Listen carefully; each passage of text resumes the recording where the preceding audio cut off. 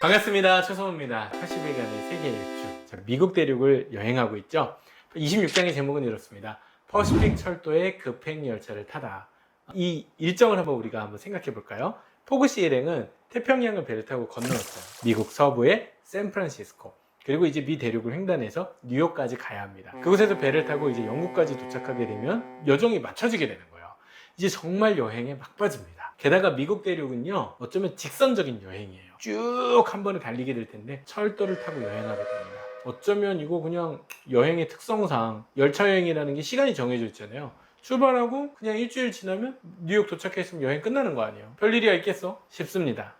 과연 모든 일이 계획대로 이루어질까요? 우리 인생이 꼭 그렇지는 않죠. 그런데 이 대륙 횡단 철도를 이해하는 건 굉장히 중요합니다. 왜냐면 미국에서의 포그시 일행의 여행은 모두 이 철도를 중심으로 이루어지기 때문에 그래요. 그만큼 당시로서는 대륙 횡단 철도라는 건 굉장히 놀라운 기술이었습니다. 대륙 횡단 철도는 당시로서는 서부에서 동부까지 미 대륙을 횡단하기 위해서 6개월가량 걸렸던 시간을 일주일로 단축시켜 주는 어마어마한 기술이었어요. 요즘 우리는 뭐 인터넷도 편히 쓰고, 인터넷이 뭐예요? 뭐 5G까지 우리 갔잖아요. 굉장히 초고속 통신망들을 통해서 정보나 아니면 소통할 수 있는 기회나 많은 이제 인터랙션이 있는데, 당시로서는 지리적인 제약이 너무 크기 때문에 동부에서 서부까지 미국 내에서도 이동하거나 정보를 전달하는 게 너무 어려웠겠죠. 그랬는데 대륙 횡단 철도가 생겼다? 이 큰 땅덩이를 단 일주일이면 지나갈 수 있게 해준다. 어마어마한 발전이 일어난 거예요.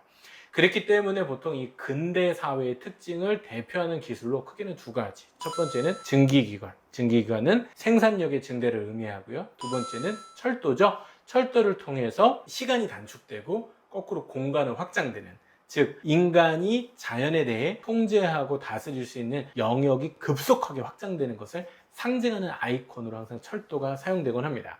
그래서 이 미국 서부 시대를 배경으로 한 영화를 보면 철도가 배경이 될 때가 굉장히 많아요. 철도가 자연이 쫙 질러갑니다. 그러다 보면은 갑자기 강도대가 나타나기도 해서 습격을 하기도 하고요. 철도 안에서 막 총격전이 이루어지기도 하고요. 그래서 자연의 풍경 속에서 사람들의 모습이 함께 비추어지는 여러 장면들 속에 철도는 빠지지 않는 아이템이곤 했습니다. 미국의 대륙횡단 철도에 대해서 좀 더 알아보면 좋겠는데요. 이 대륙횡단 철도는 퍼시픽 철도라고 불렸다고 합니다. 그래서 미 대륙을 관통하는 이 퍼시픽 철도는 크게는 두 개의 부분으로 센트럴 퍼시픽과 유니언 퍼시픽으로 나눠졌다고 하는데요.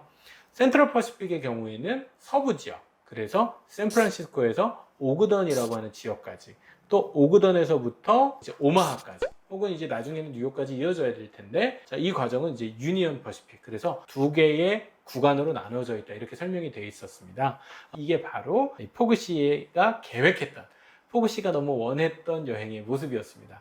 물론 열차를 타고 여행하면 주변 풍경도 지나가는 도시도 자세히 관찰할 시간은 없겠지만 지금 중요한 건 관광이 아니잖아요. 그래서 계획된 시간에 빨리 동부 뉴욕에 도착해서 배를 타고 집으로 가자. 내기는 아직 끝나지 않았으니까. 이게 포그시의 계획이었을 겁니다. 그런데 이들의 철도 여행을 보면서 저는 갑자기 뜬금없이 이런 생각이 들었어요.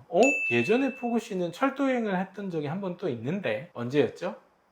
바로 인도였죠. 인도에서 포그시 일행은 철도 여행을 이미 한번 경험한 적이 있었어요. 그런데 이 미국에서의 철도 여행은 그때 경험했던 인도에서의 철도 여행과는 굉장히 다른 느낌이 듭니다. 대표적으로 한 가지를 생각을 해보면, 인도에서는 그 안에 탑승하고 있던 사람들이나 주변 지역에 대한 묘사가 굉장히 다양했어요. 그런데 이 미국 철도 탑승에 대한 이야기에서는 조금 딱딱하고 지루해 보일 만큼 그 주변 환경에 대한 묘사가 적습니다. 왜 그럴까요? 또 열차 안에서 각각 보여줬던 미국의 모습, 인도의 모습이 다르기도 하고요. 그 열차가 가는 길이나 방향, 또 주변의 풍경, 상황도 많이 달랐던 것 같습니다. 똑같은 철도 여행임에도 불구하고 서로 다른 모습으로 보여줬던 것, 어쩌면 줄 베른이 생각했던 인도와 미국의 차이일 수도 있겠고요. 그 외에도 다양한 차이점들이 있을 것 같습니다. 그래서 이런 차이점들을 비교하거나, 혹은 내가 볼 때는 이 지점은 좀 비슷한 이야기인 것 같은데 공통점을 찾아보며 두 이야기를 비교해보는 것도 재밌는 이야기거리가 될 수 있을 것 같습니다. 26장의 말미에는요, 이렇게 목표대로 나아가고 있는 일행을 앞을 가로막는 어떠한 사건이 벌어지기도 합니다.